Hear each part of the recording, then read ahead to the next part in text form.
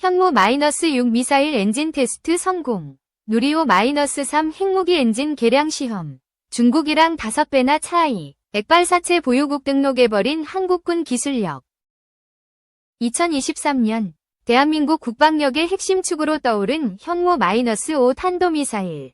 막대한 파괴력과 정확도를 자랑하며 북한의 핵미사일 위협에 대한 확실한 대응 수단으로 주목받고 있습니다. 이 글에서는 현무-5 미사일의 핵심적인 특징과 개발 배경, 그리고 대한민국 안보에 미치는 영향까지 심층적으로 분석해보겠습니다. 현무-5는 8톤에 달하는 탄두를 탑재하여 지하 수백 미터의 벙커까지 파괴할 수 있는 막강한 위력을 자랑합니다. 콜드런치 방식을 채택하여 기동성이 뛰어나며 이동식 발사대를 통해 어디서든 신속하게 발사가 가능합니다. 또한 마하 10 이상의 속도로 목표물에 접근하여 요격 가능성을 현저히 낮췄습니다. 고위력 탄두, 8톤의 탄두는 기존 미사일과 비교할 수 없는 파괴력을 제공하며 지하 벙커를 포함한 다양한 목표물을 효과적으로 파괴할 수 있습니다.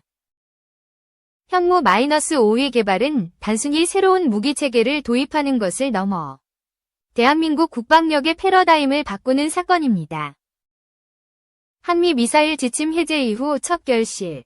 한미 미사일 지침 해제 이후 대한민국이 독자적으로 개발한 첫 번째 탄도미사일로 미사일 기술 자립을 향한 중요한 이정표입니다.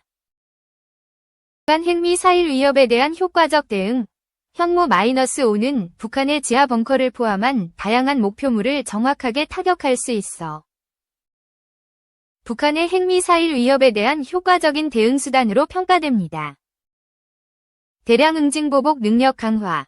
현무-5는 대한민국의 대량 응징보복 능력을 강화하여 잠재적 적의 도발을 억제하는 데 기여합니다. 국방산업 발전의 촉진. 현무-5 개발을 통해 국내 방위산업 기술력이 향상되었으며 관련 산업의 발전을 촉진하는 효과를 가져왔습니다. 현무-5는 단순히 강력한 무기체계를 넘어 대한민국의 안보를 더욱 굳건히 하는 핵심 전력입니다. 북한의 핵미사일 위협에 대한 효과적인 대응은 물론 국제사회에서 대한민국의 위상을 높이는 데에도 기여할 것으로 기대됩니다. 현무-5는 대한민국 국방력의 새로운 지평을 열었습니다. 막강한 파괴력과 정확도, 그리고 뛰어난 기동성을 갖춘 현무-5는 북한의 핵미사일 위협에 대한 확실한 대응 수단이며 대한민국의 안보를 더욱 굳건히 하는 핵심 전력입니다.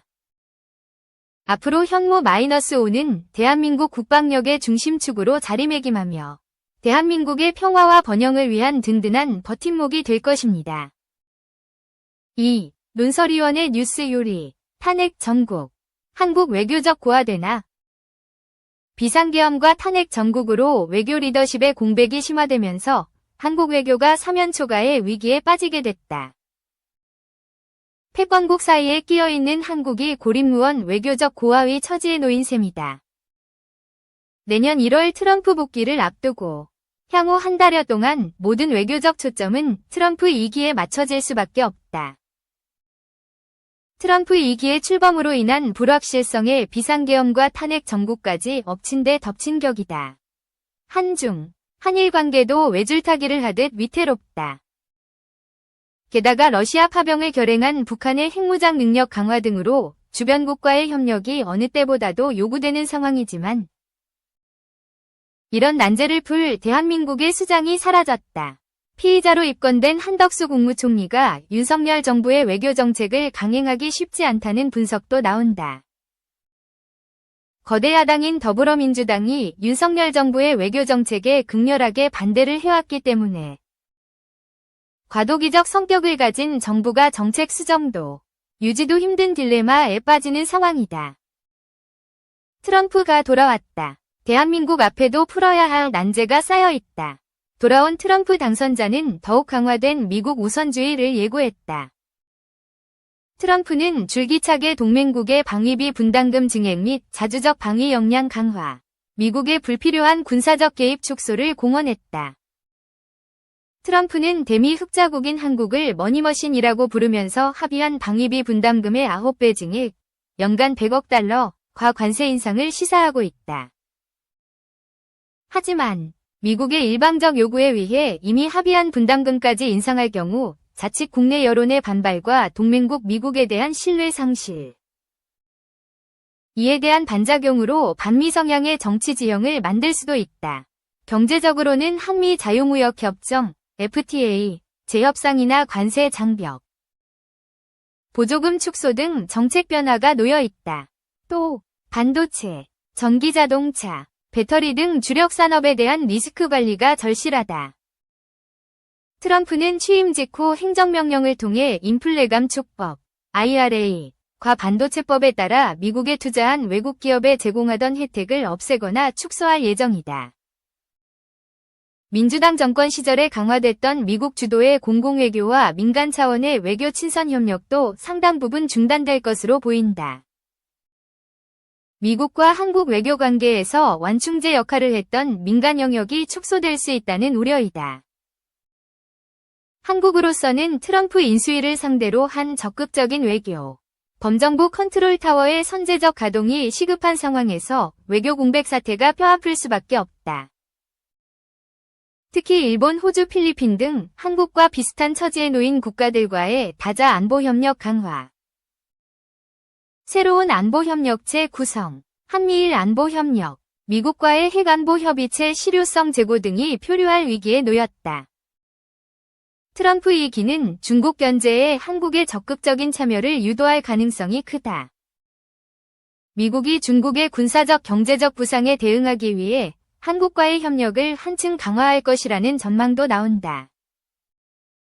전문가들은 미중 이익 갈등과 체제 경쟁이 혼합되고 중국이 보복적인 관세 경제 정책을 실행하면 미중 관세 전쟁이 터지고 자동적으로 한국도 관여할 수밖에 없게 된다. 라고 예고한다. 하지만 중국은 2016에서 2017년 사드 및 박근혜 탄핵 전국에서 이미 폭력에 가까운 외교수단을 한국 정부와 재계에 휘둘렀다. 중국은 롯데 손보기를 통한 협박과 보복을 일삼았고 그 영향으로 오히려 한미일 안보 경제 협력 강화를 초래했다. 트럼프 2기 행정부가 중국에 대해 60에서 100% 공격적인 관세 부과와 기업별 제재를 실행하고 그 칼춤에 한국이 어쩔 수 없이 맞장구를 칠 경우 한중 간의 갈등 고조마저 우려된다.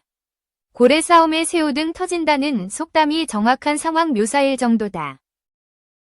부경대 중국학과 서창배 교수는 트럼프 2.0 출범과 함께 미중 전략 경쟁 심화를 우려하는 중국 정부는 주한 중국 대사 지휘국장급 승격, 비자 면제 조치 등 한국과 화해 분위기 조성에 노력했고 사실은 한국과 더 긴밀하게 협력해야 하는 상황이었다면서 지금은 시국이 정리될 때까지 관망하고 새로운 정부가 들어서고 나서야 본격적인 양국 관계 진전과 협상이 가능할 것으로 보인다 라고 밝혔다.